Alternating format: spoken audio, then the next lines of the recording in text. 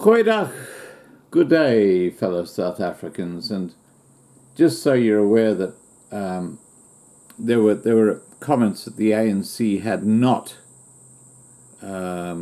distanced themselves from that BLF goon and Dealey's comments about the white people, and I'm going to read you a report that came out on the 12th of December, not long after Ndidi said that. So you understand that the ANC are not embracing or part of this crazy thing that's going on with the BLF and the EFF. Okay, I mean, I think the ANC are still, I think they're caught between a rock and a hard place. Okay, they're kind of trying to keep their political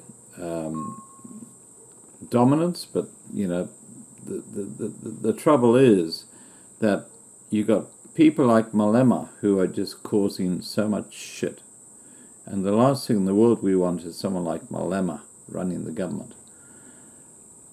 Okay, so here's the article. The African National Congress has denounced the reckless comments made by the Black First, Land First BLF leader Andile Mx. Okay, I never get his name right. Just get over it, okay? I'll just call him Andile, and I don't give a friggin' whatever, because he's not worth it. Okay, so the African National Congress has denounced the reckless comments made by the Black First, Land First leader Andile at a rally in Potchefstroom. The ANC views Andile's outbursts and threats to the lives of other South Africans as an attempt to set us back to the dark ages of apartheid. The rant about killing white people shows an extent of his ignorance to the history of this country. And beautifully said, because,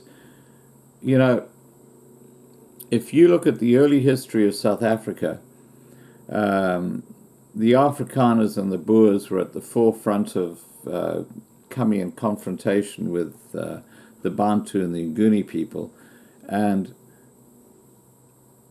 they were not the people attacking. They were people defending themselves, and that is historically proven.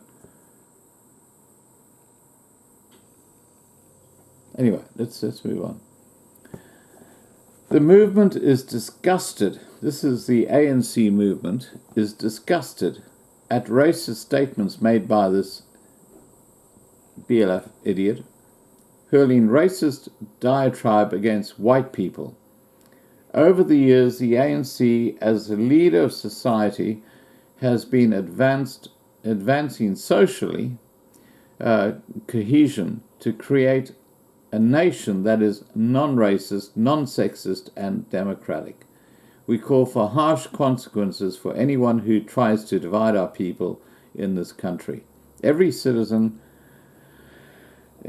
rights to human dignity are protected in the Constitution. To this end, the ANC calls to the South African Human Rights Commission to conduct an investigation into the conduct of the BLF leader on violation of human rights. His comments clearly incite violence in South Africa. Okay, now that's in this official article from the ANC. Now, I talked earlier about this white lady. She's a premier of the Cape, who's now been found to be racist because she happened to refer to what things were like in the colonial days. How does this work? I don't get it. But anyway, I'll just continue reading. The ANC continues to fight against any form of the racism and veiled attempts to divide our nation. We call on all South Africans to isolate those people who continue with their divisive slurs in threatening the lives of others.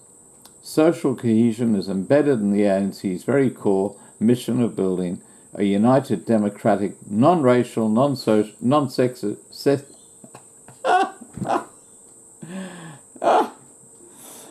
Okay, I'll start again.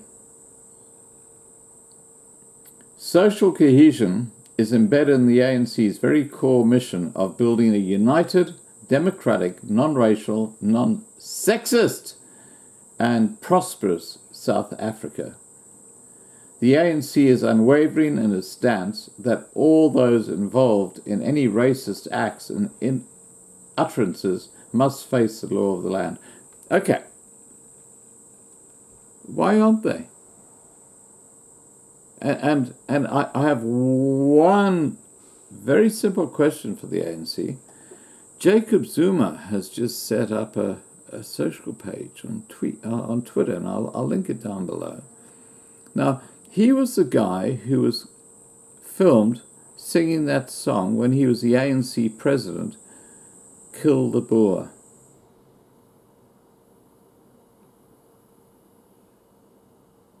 This is incredible hypocrisy. You guys in the ANC have got to start rethinking what you've been up to. Okay, so the final paragraph in this ANC statement says, the ANC believes that as a nation we need to learn about each other's practices, respect the rights to freedom, and be tolerant of each other. The ANC understands that vulgar and offensive language drags us back to the crude apartheid past and undermines the hard work we have done in building social cohesion. Now, do you notice how the apartheid past is brought up in their comments? That's like a safety gap.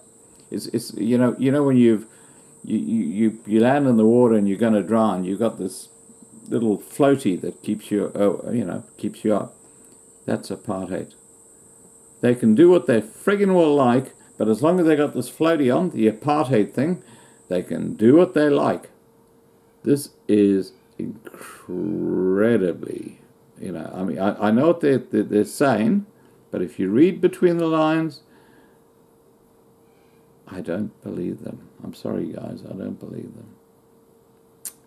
So anyway, look, officially, the ANC have taken a position against the BLF, but based on what's happening with that Premier of the Cape, and I will put a link to that video, and the total refusal of the IEF to lay charges or